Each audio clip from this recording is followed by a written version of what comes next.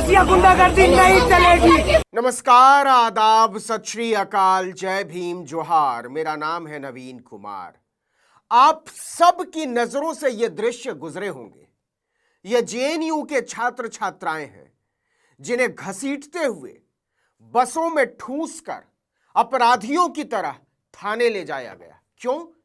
क्योंकि ये लोग दलितों, पिछड़ों को नशे में चूर बताने वाली वाइस चांसलर पंडित शांतिश्री धूलीपुड़ी का विरोध कर रहे थे। एक पॉडकास्ट में यूजीसी समता नियमों पर सवाल किए जाने पर उन्होंने कहा था कि आप हमेशा विक्टिम बनकर या विक्टिम कार्ड खेल कर तरक्की नहीं कर सकते।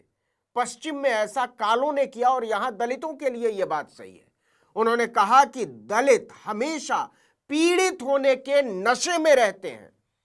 इसी के खिलाफ जेएनयू छात्र संघ की अपील पर छात्रों का सैलाब उमड़ आया था। अब देखिए कि वाइस चांसलर के खिलाफ नारे लगाना, उनका इस्तीफा मांगना, गीत गाना, डफली बजाना इतना बड़ा अपराध बन गया है कि 14 प्रदर्शनकारी छात्रों को जेल में डाल दिया गया।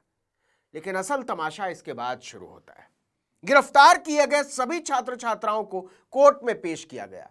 27 फरवरी को सभी को दिल्ली की द्वारका कोर्ट के मेट्रोपॉलिटन मजिस्ट्रेट अनिमेश कुमार ने जमानत दे दी। लेकिन छात्र छूट नहीं सकते। जेएनयू छात्र संघ ने एक बयान जारी करके पूछा है कि यह जमानत है या सजा।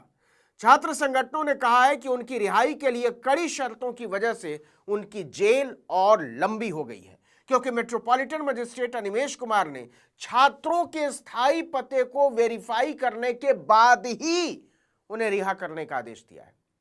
और तो और उन्होंने छात्रों की यह अपील भी खारिज कर दी कि अगर उन्हें तुरंत रिहा किया जाता है तो वो हर दिन अपने केस की जांच कर रहे इन्वेस्टिगेशन ऑफिसर यानी आईओ को रिपोर्ट करेंगे। जेएनयू छात्र संघ ने इस स्थिति पर कड़ी प्रतिक्रिया देते हुए एक बयान जारी किया है। बाबा साहब भीमराव अम्बेडकर का देश है। लड़ेंगे, जीतेंगे। इस बयान का शीर्षक ही है कागज पर आजादी, असल में जेल।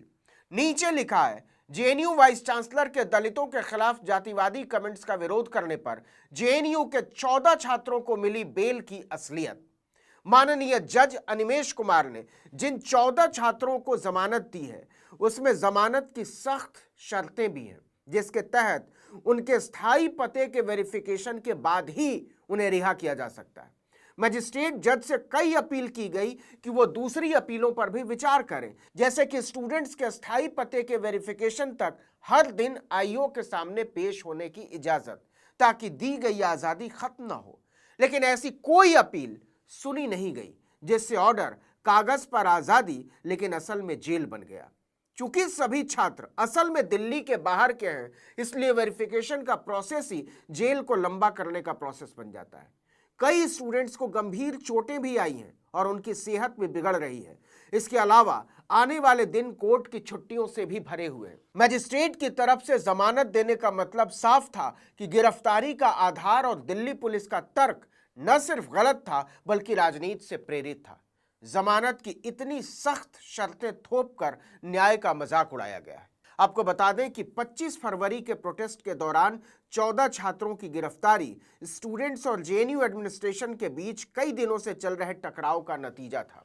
छात्रों ने प्रस्तावित रोहित एक्ट को लागू करने, यूनिवर्सिटी ग्रांट्स कमीशन के इक्विटी रेगुलेशन को फिर से लागू करने और यूनिवर्सिटीज को फंडिंग में कटौती वापस लेने की मांगों को लेकर प्रदर्शन किया था।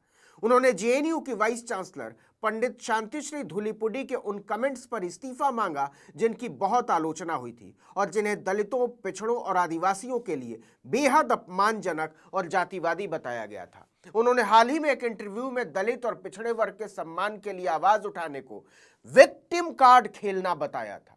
25 फरवरी की रात को मिनिस्ट्री ऑफ एजुकेशन तक प्लान किए गए लॉन्ग मार्च की तैयारी कर रहे छात्रों ने कहा कि यूनिवर्सिटी के एंट्री पॉइंट्स पर सिक्योरिटी फोर्स तैनात कर दी गई थी। सुबह तक सैकड़ों लोग, जिनमें दिल्ली पुलिस और रैपिड एक्शन फोर्स यूनिट्स शामिल थीं, कैंपस के गेट्स के बाहर तैनात थे और उन्होंने बैरिकेड्स लगा दिए। इसके अलावा बम डिस्पोजल गाड़ियां और स्निफर डॉग्स तैनात कर दिए गए। छात्र नेताओं ने बताया कि पुलिस अधिकारियों ने उन्हें यूनिवर्सिटी कैंपस से बाहर कदम न रखने की चेतावनी दी। छात्र संगठनों ने दोपहर में मार्च करना शुरू किया, लेकिन उन्हें गेट के पास ही रोक दिया गया।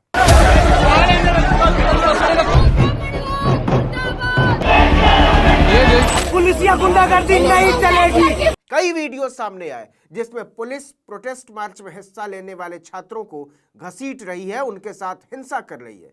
छात्रों ने आरोप लगाया कि उनके ऊपर लाठी चार्ज भी किया गया। घायलों में कई छात्राएं भी शामिल हैं।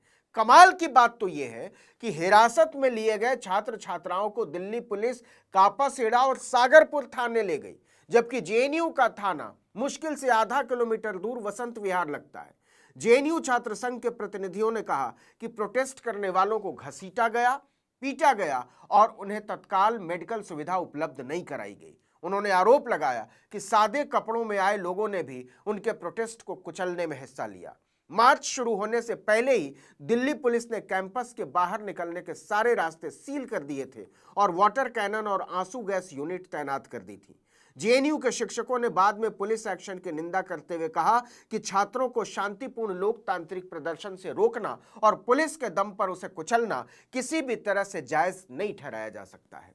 आपको बता दें कि दलितों पिछड़ों को नशे में चूर बताने वाली वाइस चांसलर के बयान के खिलाफ और यूजीसी इक्विटी रेगुलेशन के समर्थन में बुलाई गई समता रैली में बीजेपी की छात्र इकाई अखिल भारतीय विद्यार्थी परिषद के कार्यकर्ता भी प्रदर्शनकारियों के साथ उलझते नजर आए।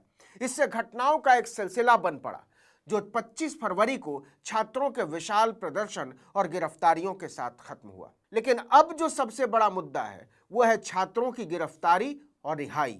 जेएनयू के 14 छात्र अभी भी पुलिस की हिरासत में हैं। उनमें से कई घायल हैं और वो तब तक हिरासत में रहेंगे जब तक उनके स्थायी पते वेरीफाई नहीं हो जाते, और ये तब तक वेरीफाई नहीं होंगे जब तक पुलिस नहीं चाहेगी। कमाल की बात तो ये है कि यूनिवर्सिटी के पास सारे छात्रों के स्थायी पते हैं, सबके अभिभावकों के नाम है, नंबर हैं, लेकिन मजिस्ट्रेट ने कहा कि इससे काम नहीं चलेगा, पुलिस खुद उसे वेरीफाई करे। और पुलिस को कितने दिनों में सबके पते वेरीफाई कर लेने होंगे, इस पर कोर्ट ने कोई बात नहीं की। इसका कानूनी मतलब यह हुआ कि अगर दिल्ली पुलिस 2 साल तक छात्रों के पते वेरीफाई नहीं करती है तो जमानत मिल जाने के बाद 14 छात्र जेल में ही सड़ते रहेंगे। इस वीडियो में इतना ही, लेकिन अगर आपने आर्टिकल 19 इंडिया को अब तक सब्सक्राइब नहीं किया तो फौरन कर दीजिए, बेल आइकॉन दबाइए, घंटी जैसी आकृति लाइक कीजिए और कमेंट करके बताइए हमारा वीडियो आपको कैसा लगा। हमारा ट्विटर हैंडल आर्टिकल 19_इंडिया और मेरा ट्विटर हैंडल है नवीन जर्नलिस्ट। नमस्कार।